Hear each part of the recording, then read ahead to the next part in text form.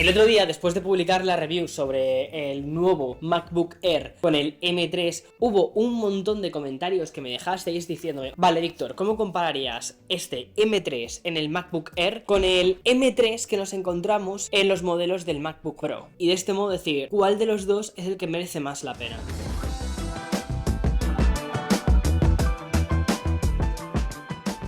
Entiendo las dudas y básicamente son equipos que cuestan bastante dinero y que tienes que tomar buenas decisiones sobre cuál es el mejor ordenador para ti. Y aunque me encantaría decirte, el MacBook Air es el mejor, vea por este, 100%, cero dudas, no. Después de hacer las pruebas con uno y con otro, me he dado cuenta de diferentes cosas. Y es que, dependiendo del uso que vayas a darle, te recomendaría más uno u otro. Y ha habido una cosa que me ha sorprendido muchísimo haciendo unos test. Pero voy al lío, voy a contártelo. Y una cosa, voy a intentar evitar meterme como en rollos hipertécnicos, ¿vale? Voy a hacerlo súper fácil, venga, reto aceptado, ojalá te ayude.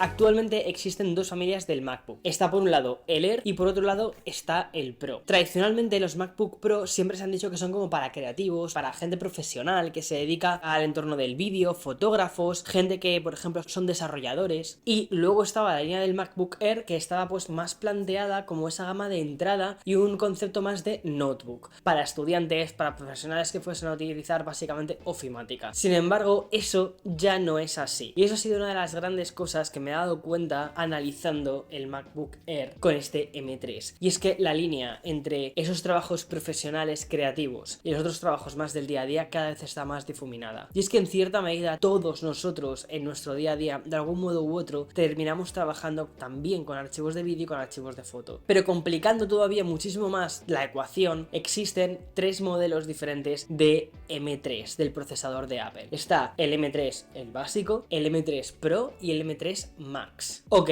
para este vídeo me voy a centrar únicamente en el M3, que es digamos el modelo de entrada del chip y que nos lo encontramos tanto en el Air como en el Pro. Y más en concreto, para este vídeo me voy a centrar en el MacBook Air de 15 pulgadas y en el MacBook Pro de 14 pulgadas. ¿Por qué? Porque los dos por precio se parecen muchísimo. Con una diferencia de tan solo $100, es muy probable que te hagas un montón de preguntas y que sea básicamente, oye, pues por solo 100 pavos más, tiro por el Pro. Y te voy a decir una cosa, no necesariamente.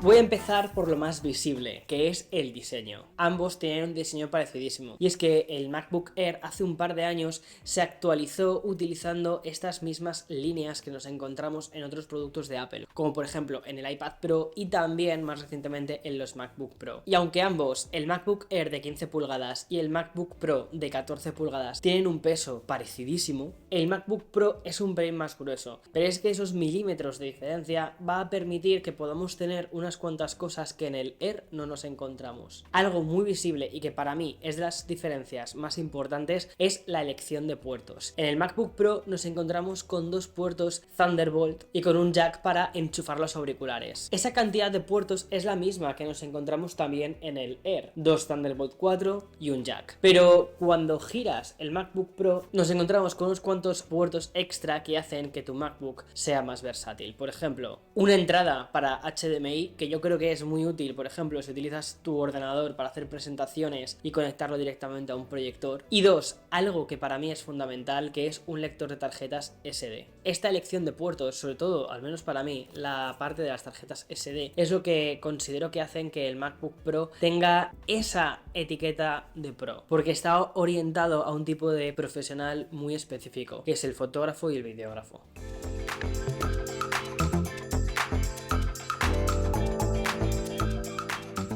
Aunque el MacBook Air lo tenemos en dos tamaños, el de 13 y el de 15, creo que es realmente el de 15 pulgadas el que me parece más interesante. Aunque cuidado, sé que muchísima gente va a decir, oye, el de 13 está genial porque lo puedo llevar en el bolso, lo puedo meter en la tote bag, puedo llevármelo en la mochila, y sí, es cierto. Lo que pasa es que, a ver, al final yo ya me he acostumbrado a un tamaño de pantalla un pelín más grande y me parece que el de 14 para mí es como el tamaño perfecto. Pero también el de 15 está muy bien. Y el MacBook Pro de 16 pulgadas se me hace siempre un pelín grande. Además de signifique que también aumentas el peso. Ok, vamos a quedarnos únicamente con el Pro de 14 pulgadas y el Air de 15 pulgadas. Otra característica curiosa que nos encontramos es que al abrir el ordenador, el MacBook Air, no tenemos ninguna rendija de ventilación, ni en la parte trasera ni en la parte frontal, cero. No tiene ventiladores. De esto te voy a hablar más en profundidad cuando te vaya a contar sobre la potencia del ordenador, pero también tiene una parte importante en el diseño, y es que no nos encontramos tampoco, por ejemplo, con la típica rendija para los altavoces. Los altavoces nos encontramos justo en la parte frontal, tenemos 4 rendijas por las que saldrá el sonido. Ok, en el MacBook Pro lo que nos encontramos son unas rendijas para los altavoces y aquí han incorporado 6 altavoces. Es increíble, ¿vale? La calidad que tienen los altavoces, tanto del Air como del Pro. En ambos casos vas a poder, por ejemplo, disfrutar de un vídeo sin necesidad de conectarte unos auriculares. No considero que sean unos altavoces para escuchar música, porque creo que es mucho más cómodo hacerlo con unos AirPods directamente, pero que sepas que la calidad que obtienes, incluso si quieres escuchar música, es sorprendentemente buena. Pero esto en ambos equipos.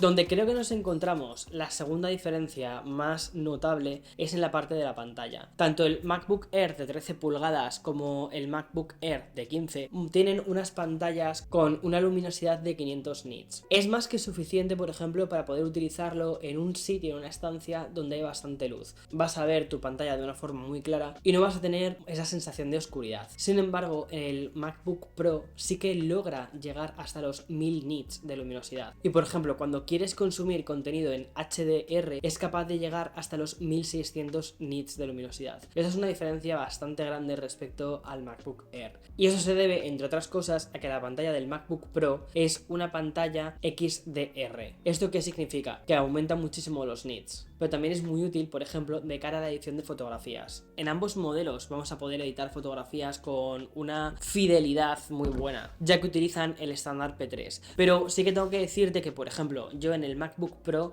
lo encuentro mucho más cómodo de hacer, entre otras cosas porque tiene una tasa de refresco de 120 Hz, mientras que en el MacBook Air solo llega hasta los 60. Si tuviese que resumirte muy rápidamente todo lo que te he contado, básicamente sería que la pantalla del MacBook Pro es una pantalla muy buena, pero que cuidado, que la del Air también está bastante bien, pero la del Pro es next level. La batería de este Pro llega hasta las 22 horas según la ficha técnica de Apple, ¿vale? Y la del Air llega hasta las 18. A ver, ¿esas 4 horas es una diferencia tan grande? Pues eso tienes que decidirlo tú. La realidad de haber utilizado ambos es que los dos llegan a más de casi 2 jornadas de trabajo, incluso metiéndole caña. Con el MacBook Air además me ha pasado una cosa, y es que incluso después de haber terminado la review del otro día del Air, seguí editando, seguí jugando un poquito más al Death Stranding, y es que la batería aguanta, te lo juro, como una roca. Pero cuidado, que esto no es territorio exclusivo solo del Air, es que el Pro también tiene una batería que es espectacular. Y una cosa que me alucina de lo que hace Apple con los portátiles es que, aunque tengas el portátil desconectado de la red eléctrica, la potencia del procesador cuando tira de la batería sigue siendo la misma, sigue siendo estable. Y es que los Apple Silicon es donde hacen ahí su magia.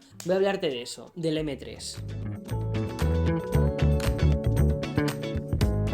Como te contaba antes, existen 3 modelos diferentes dentro del M3. El M3, el M3 Pro y el M3 Max. El M3 Pro y el M3 Max están más optimizados de cara a tirar de más potencia gráfica. ¿Eso qué significa? Que, por ejemplo, si vas a hacer trabajos relacionados con vídeo, pero de forma sostenida, ¿vale? Que tu día a día va a ser vídeo o va a ser foto, entonces ya tienes que irte a por este tipo de procesadores algo más avanzados en la parte gráfica. Pero eso no significa que el M3, el de base, no funcione bien. Ahora, cuando hablo de base, no me refiero a los modelos base con los que te están vendiendo el MacBook, ni el Air ni el Pro, porque considero que el modelo base de 8 GB de RAM se queda bastante corto, sobre todo en 2024. Entonces lo que te diría es, hazte un favor y ve directamente a por el modelo de 16 GB. Olvídate del de 8 GB.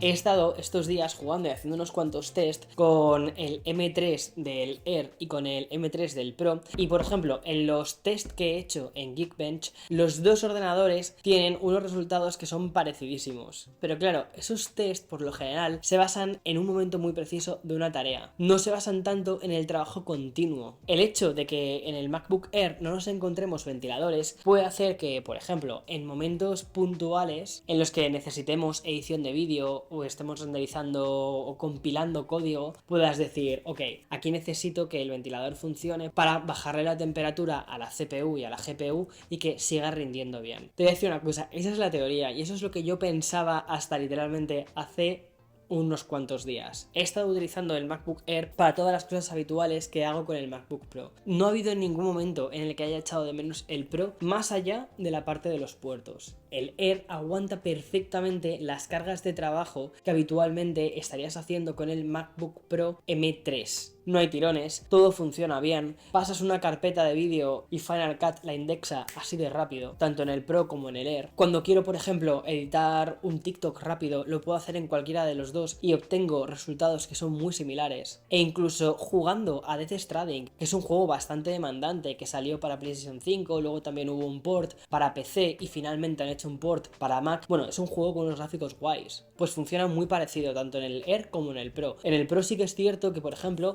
escuchaba los ventiladores funcionar. Y sí que me pareció que, por ejemplo, después de media hora, los frames eran más estables. Pero ya te digo que el chip M3, tanto en el Air como en el Pro, se comportan de una forma muy similar. Y que me haga una pregunta, que es, entonces, ¿cuándo, Víctor, subes a por el Pro? ¿Cuándo te vas a un MacBook Pro? Y creo, básicamente, que la gran diferencia es en el propio hardware del dispositivo, en lo que son los puertos que te decía antes y la pantalla que te comentaba. Si crees que los puertos y la pantalla es algo que vas a sacar provecho, vete a por un Pro. Pero si este no es tu caso y crees que no vas a sacar provecho de ese tipo de puertos, entonces vete a por un Air y no mires atrás.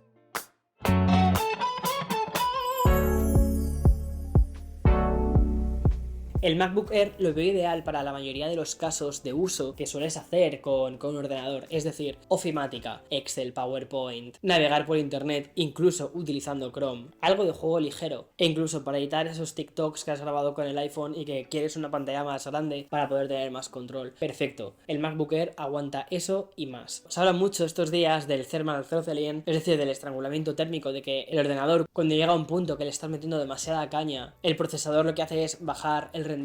Vale, y aquí lo que voy a decirte es una cosa, es que para estos casos probablemente lo que tendrías que haber hecho no es haber ido a por un MacBook Air, es irte a por un MacBook Pro, pero no a por un M3 dentro del MacBook Pro, tienes que irte a por un M3 Pro o un M3 Max. Estos Mac con esos procesadores más avanzados lo que hacen es justo eso, es ofrecerte un rendimiento sostenido para tareas gráficas en el que además teniendo unos ventiladores vas a permitir que el procesador esté funcionando en su máximo pico durante muchísimo más tiempo. Pero es que estos son casos para personas muy concretas, para desarrolladores ya al más alto nivel o para cuando estás editando proyectos de vídeos como estos vídeos, ¿vale? Que suelen ser pues 60 y pico, 70 gigas, están en 4K, con HDR, con un montón de movidas y capas. Ok, para esos casos el MacBook Pro M3 Max. Pero si este no fuese mi trabajo o mi trabajo no estuviese a este nivel, con el MacBook Air y el M3 es más que suficiente. Es increíble que esté diciendo esto, más que nada porque yo siempre he sido muy de MacBook Pro, MacBook Pro, MacBook Pro. Cuando estaba pelado e iba a la universidad, ahorré para el MacBook Pro. Cuando monté mi primera startup fue a por un MacBook Pro. Cuando hice luego el canal de YouTube, un MacBook Pro. Y nunca me planteé el Air, pero porque para mí nunca había sido una opción real, porque al final trabajo con imagen, trabajo con cosas de vídeo. Pero es que ahora mismo el MacBook Air es una opción muy buena. Así que realmente la lucha está entre el MacBook Air 15 pulgadas con el M3, 16 GB de RAM y a partir de 512 GB, o los MacBook Pro, pero ya con el M3 Pro y con el M3 Max.